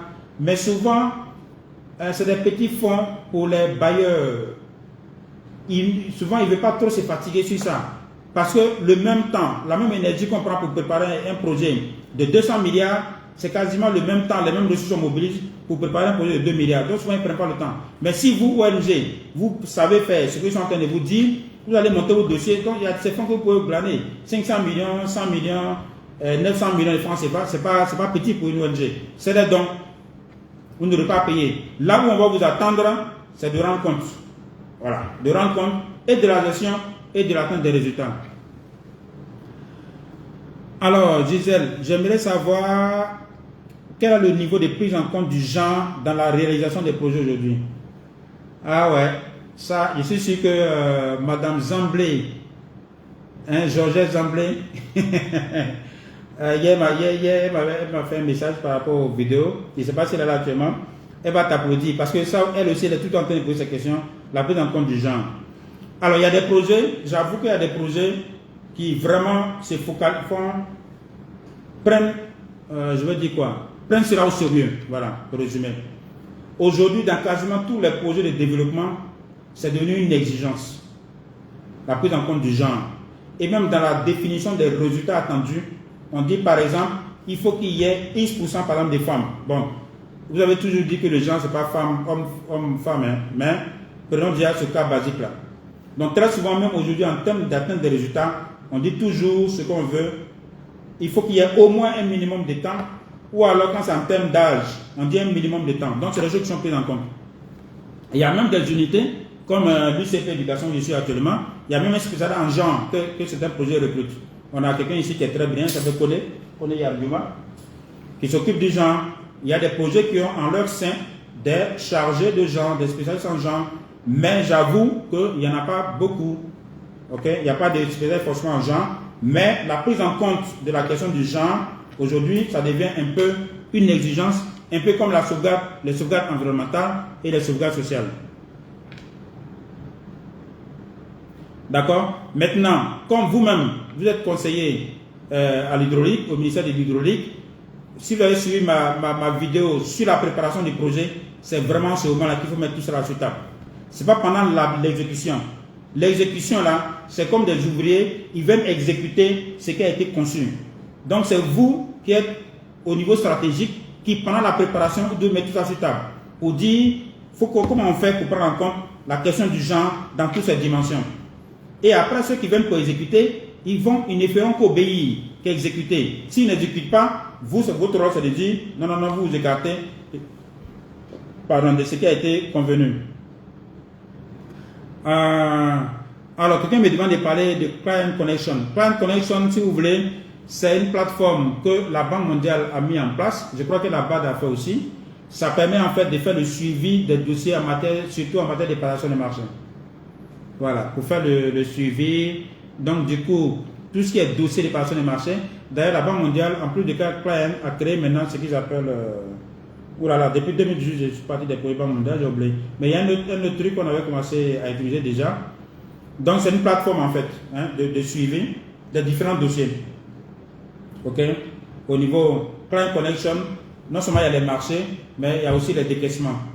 Donc, dans un pays donné, ça relie tous ceux qui interviennent, donc le projet, le bailleur et puis la direction du ministère de l'économie et des finances. OK? J'ai oublié le nom. Si y a un spécial quelqu'un qui est sur un projet de la Banque mondiale peut me dire le nom de l'outil que la banque a actuellement pour les marchés. Là. Je l'ai utilisé pendant au moins 1 an avant de partir. Alors, monsieur Vaillant, est-ce que le bailleur, est-ce que c'est le bailleur qui soumet son dispositif sur évaluation ou c'est l'ONG? Non. Tout ce qui est dispositif à mettre en place, c'est l'équipe de gestion. L'équipe de gestion sur la base de ce qui a été convenu en amont. Si c'est une ONG, ça veut dire que le conseil d'administration et bien sûr la direction ont préparé un projet et se sont mis d'accord sur un dispositif de suivi et évaluation. Par exemple, ils ont dit, on va recruter un spécial suivi et évaluation, on va par exemple mettre en place tel dispositif de suivi, on va prendre tel logiciel, ainsi de suite. Donc quand l'unité de gestion est en place, l'unité de gestion ne fait qu'exécuter ce qui est prévu. Bien sûr, le bailleur, lui, il est toujours dans un rôle d'approbation. Le bailleur, lui, il n'exécute pas. Il est là pour dire, je suis d'accord ou je ne suis pas d'accord. C'est pour ça qu'on parle du système d'anneau, avis de non-objection. Donc, vous faites quelque chose, vous envoyez au bailleur. Si le bailleur est d'accord, il dit, j'ai pas d'objection. S'il n'est pas d'accord, il pose 1000 questions. C'est rare qu'ils disent non. Parce que c'est des grands diplomates. Peut-être qu'il y en a qui les suivent, mais ils ne disent pas non. Ils ne vont jamais écrire non. Ils vont poser des questions. Quelquefois, quand ils ne veulent pas du tout, pour ceux qui sont, il y en a qui sont très très brillants, je fais un coucou à mon grand frère, lui il est très brillant, il comprend français. Il va dire, nous nous interrogeons sur la nécessité de tant. Quand il écrit ça, tu sais que le gars n'est pas d'accord. Ok? Donc, le dispositif d'évaluation, c'est l'ONG qui a le financement, ou bien c'est le ministère, ou la collectivité. Ce n'est pas le bailleur. Mais ça doit être approuvé par le bailleur. Alors, est-ce qu'il y a d'autres questions? Merci beaucoup. Dans la phase 1, dans la préparation du projet, vous avez parlé de la 3e étape qui concerne l'évaluation ex ante. Hein, c'est ex ante, Jacques et Soro. J'ai parlé de, vous avez deux évaluations. Vous avez l'évaluation ex ante, ça veut dire qu'on fait une évaluation. Ante, ça veut dire avant même la mise en œuvre du projet. Donc on évalue les objectifs, le montage du projet en fait. Voilà, c'est pour ça qu'on dit ex ante, ça veut dire c'est avant. Ok, après vous avez l'évaluation post. L'évaluation post, c'est quand on finit de mettre en œuvre le projet, quand on fait l'évaluation post. À côté de ça, vous avez aussi ce qu'on appelle l'évaluation d'impact. Voilà, donc sur les études qu'on fait, bon, c'est un peu compliqué. Pour ceux qui ont suivi les formations en sur-évaluation, ils vont rentrer dans ces détails. Donc c'est ante. Jacques, si vous voulez compléter votre phrase, c'est évaluation ex ante, A-N-T-E. Alors, donc oui. Je pense qu'on a fait le tour. Est-ce que je n'ai pas répondu à des questions? Alors, la gestion du risque, il demande, M. Bléou, demande si la gestion du risque n'est pas un métier de gestion des projets. Non, sur les projets, on ne recrute pas des gens pour faire spécialement la gestion des risques. Par contre, quand on fait l'élaboration des différents plans, la bonne méthode, lorsqu'on finit la planification, lorsqu'on finit le plan, on fait maintenant ce qu'on appelle un plan de gestion des risques. C'est en ce moment-là, on va prendre en compte tous les événements probables. D'accord?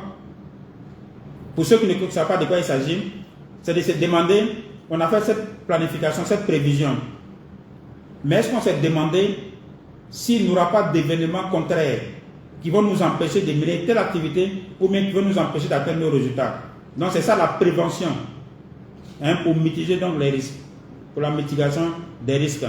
Donc une fois que vous faites la planification, maintenant c'est en ce moment avec l'équipe, on essaie de voir quels sont les événements qui sont susceptibles d'arriver. Je vais vous prendre un exemple très simple. En 2009 ou 2010, non 2009 je crois, j'étais sur un projet, le projet PUMLSTEL, mon tout premier projet financé par la Banque mondiale d'ailleurs. Et puis avec mon équipe, on faisait des revues chaque semestre. On changeait de ville parce qu'on couvrait plusieurs régions.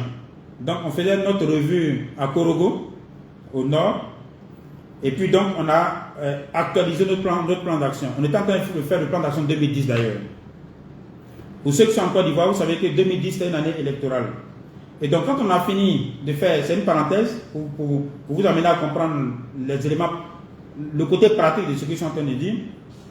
On a fini donc de faire nos prévisions, notre planification. C'est toute l'équipe, hein. On couvrait 4 régions, l'ouest, le nord, le sud, sud-ouest et puis le sud. Donc c'est tout se retrouver, toutes les équipes, parce que la planification se fait avec tout le monde. La mitigation des risques. Quels sont les événements qui sont susceptibles hein, de survenir? Donc quand c'est comme ça, on se dit, on se demande d'abord quelle est la probabilité. Si la probabilité est 0, à la limite, ce n'est pas la peine de perdre son temps. Mais dès lors que la probabilité n'est pas 0, il faut se dire, bon, on a presque fini, hein, la connexion déconne. Donc, j'étais en train de donner l'exemple par rapport à la mitigation des risques. Là. Donc, on s'est dit, quel événement est susceptible donc d'arriver qui va nous empêcher de mettre les activités ou bien qui va nous empêcher donc d'atteindre les résultats. Donc quand c'est comme ça, on fait un brainstorming. Tout le monde dit, il y a ça, tel événement possible, tel temps.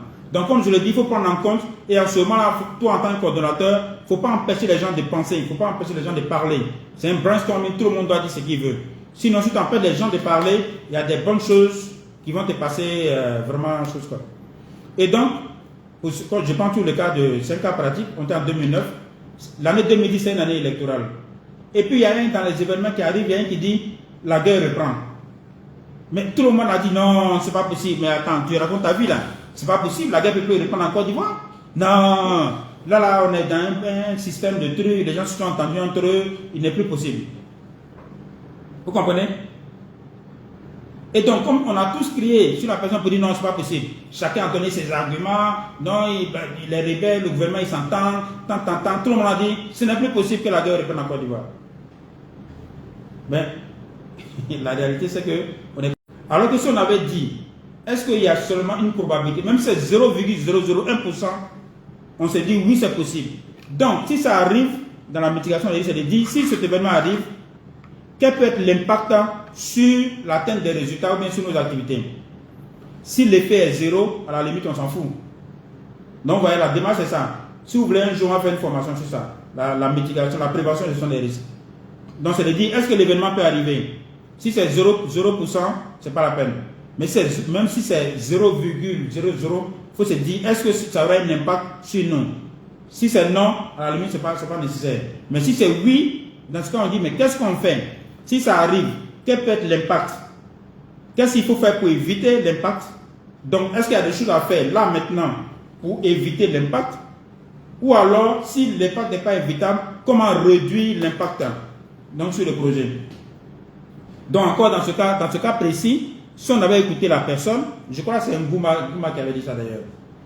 Et donc, on a commis l'erreur de lui dire non, c'est pas possible. Et après, tout le monde sait que fin 2010, ben, il y a eu la crise qui s'est terminée en avril 2011. Or, si on l'avait écouté, on aurait pu dire, ok, si ça arrive, voilà ce qu'on fait. Et d'ailleurs, pour anticiper, même sur les salaires, on aurait pu dire, il faut qu'il y ait suffisamment de fonds sur le compte projet. D'accord? Ou alors envisager quelque chose. Comme ça, si on ferme, d'ailleurs, ce qui est arrivé, quand il y a eu la crise, la Banque mondiale est partie de la Côte d'Ivoire, les projets, on ne pouvait plus fonctionner, les banques étaient fermées, on ne peut plus payer les salaires, c'est compliqué. Donc, ouais, c'est une erreur qu'on a commise, mais si on avait écouté la dame, on aurait pu faire. Donc, c'est très important, M. Bléou, de faire la prévention, pas seulement la gestion, la prévention. Donc, il faut qu'il y ait un plan même de gestion des risques. C'est très, très important. Mais pour répondre à votre question, pour l'instant, on ne recrute pas des spécialistes de gestion des risques sur le projet. Mais le coordonnateur ou bien n'importe qui doit pouvoir maîtriser cet aspect-là pour prendre en compte. Alors, Gisèle, est-ce qu'il est possible de faire un audit au démarrage d'un projet?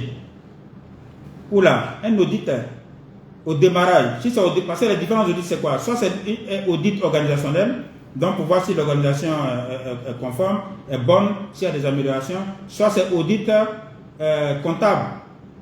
Hein? Audit des comptes, audit financier. Mais au démarrage du projet, bon, je ne comprends vraiment pas. Parce que l'auditeur va venir vérifier est-ce que les procédures sont respectées. Mais si c'est au démarrage du projet, qu'il n'y a pas encore eu d'activité, bon, je ne comprends pas. Par contre, il peut y avoir une mission de supervision 6 mois après pour venir constater qu'en fait vous n'avez rien fait, que l'équipe n'a rien fait, que le projet n'a rien fait. Mais pas un audit. Sauf si c'est un audit, par exemple, de tous les secteurs et on dit on va vous auditer. Bon, à ce moment, vous n'avez rien, à terme, vous n'avez rien fait. Vous êtes au début du projet, vous n'avez rien fait. Donc vous leur donnez les documents. Mais sinon, en principe, ce n'est pas nécessaire de gaspiller, d'utiliser des ressources pour auditer quelque chose qui n'a pas encore commencé. On vient auditer pour voir si tout est conforme. Mais ils n'ont rien fait encore. Vous auditez quoi? Par contre, comme je l'ai dit, le bailleur ou même le ministère peut venir faire une supervision pour se rendre compte que pour voir si le plan d'action est suivi, s'il y a des problèmes. Bon, on a fait, hier, je crois, on a parlé de la supervision pendant la présentation d'hier. Ok, donc j'espère que j'ai répondu. Si ce n'est pas complet, tu me diras. Alors, on va bientôt finir. Bon, je crois que j'ai répondu à la question de M. Jean de Dieu, déjà. Pour la formation à faire, pour être chose. Alors, M. Mohamed Maïga, comment bien réussir son entretien d'embauche en quelques points? Il faut venir à la formation du 25 février. Va sur ma page. Tu vas voir, ils ont fait une créer avec une photo, là, avec ma photo. C'est un webinaire gratuit. Tu cliques simplement, c'est gratuit. Tu cliques, tu vas rejoindre le groupe qu'on a créé sur Telegram. Et puis, le vendredi, ce jour-là, on ne parlera que de ça. Voilà, on ne parlera que de ça.